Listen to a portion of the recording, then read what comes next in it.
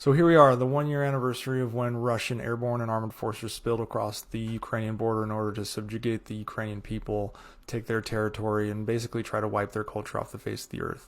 Thankfully, the Ukrainians were having none of that, and the Western world also stood up to assist them.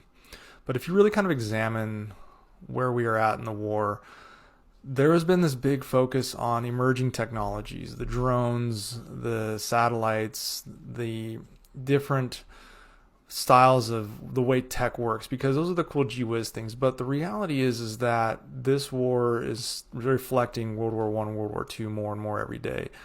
It is that trench warfare. It is that taking ground in small arms, close combat.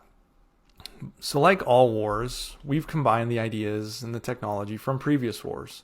So it was really surprising to a lot of us to see that there was just a lack of iteration from previous wars. And maybe that it points to the complete gap in tech and tactics and strategy, the combined arms warfare that we see present in countries like the US, the United Kingdom, France, etc., versus what has become what is now not affectionately called the meat wall or human rush tactics of Russia, which they used in World War I and World War II.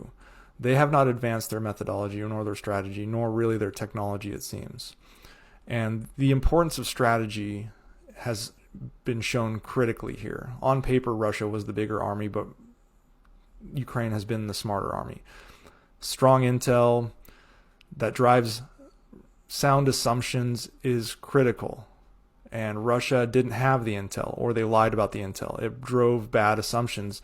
And Putin has learned the hard way that this war is going to last longer and cost him more than he ever imagined, because of his decision-making apparatus is failing and still failing to this day.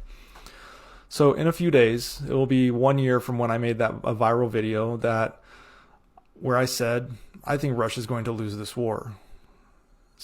It was only a few days after the initial parts of the invasion, and it grew my followers from 5,000 of you watching me talk about Idaho to 71,000 of you watching me talk about geopolitics.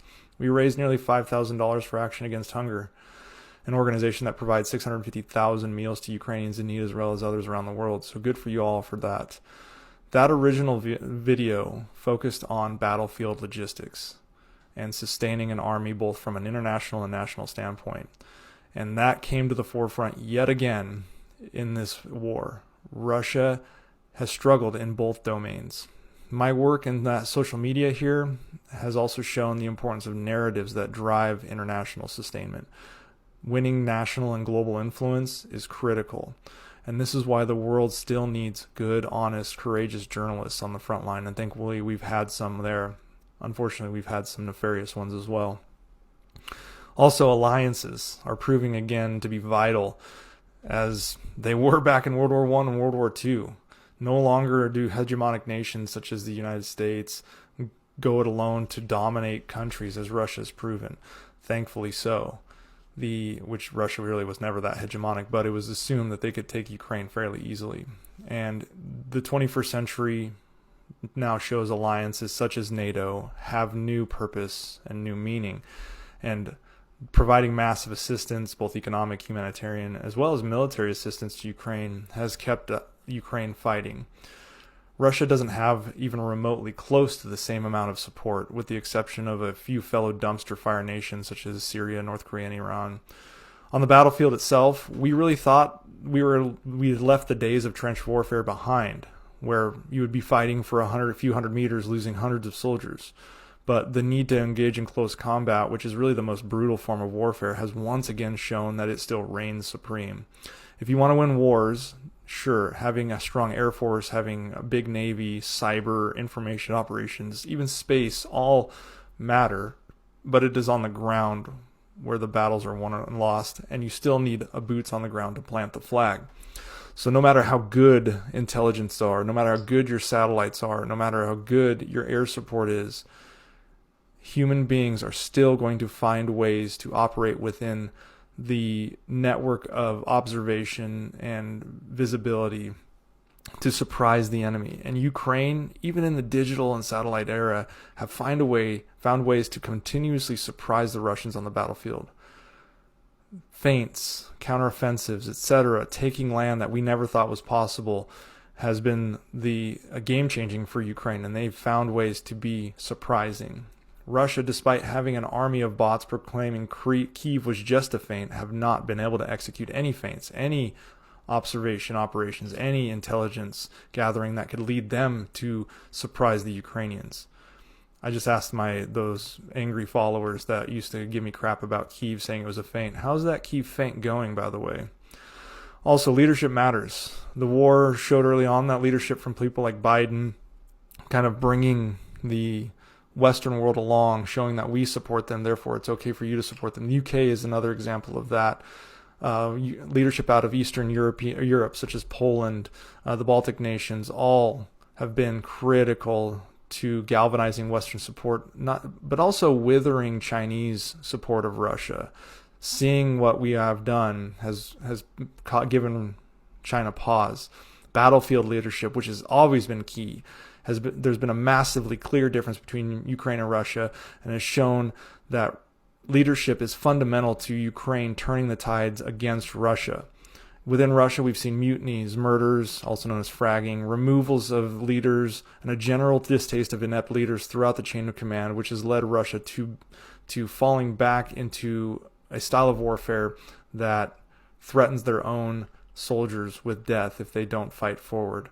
Meanwhile, Ukrainian leaders who are trained by the US, UK, and others lead with intelligence, audacity, innovation, and compassion.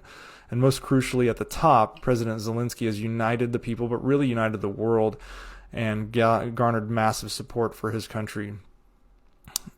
This year, we will no longer see a world where countries like led by Xi Jinping, such as China or Putin, say that the West is declining and the East is rising.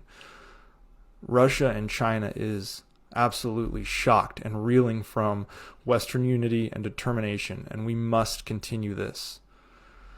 This war has shown the world that even as flawed as our democracies are, as much as we fight within the US or in the UK about our internal policies and politics, they're still worth defending against those who bring forward more brutal forms of authoritarian governance. It gives us more of a purpose now to come together as a Western-thinking, democratic-minded society to push back against what is an authoritarian Russia or potentially authoritarian China with ambitions to rule the world with an iron fist. Putin does not believe in a Russian victory at this point. I'm certain of that. But he's not going to give up. He is still planning on trying to outlast and gain as much as he can and spin it into victory for his people, so he can show himself as whatever, the next Russian czar. His plan to do this includes arms races, probably another mobilization, basically war until the last soldier stands, and unfortunately it will have to be the Ukrainians killing that last soldier.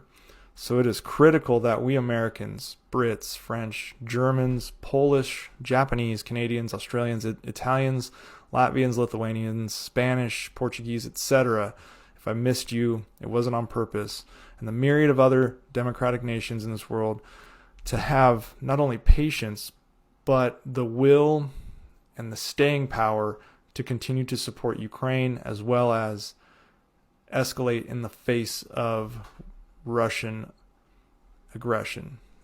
And by escalate, I mean provide Ukraine the equipment they need to drive Russia out. We have to stand alongside Ukraine for the free world.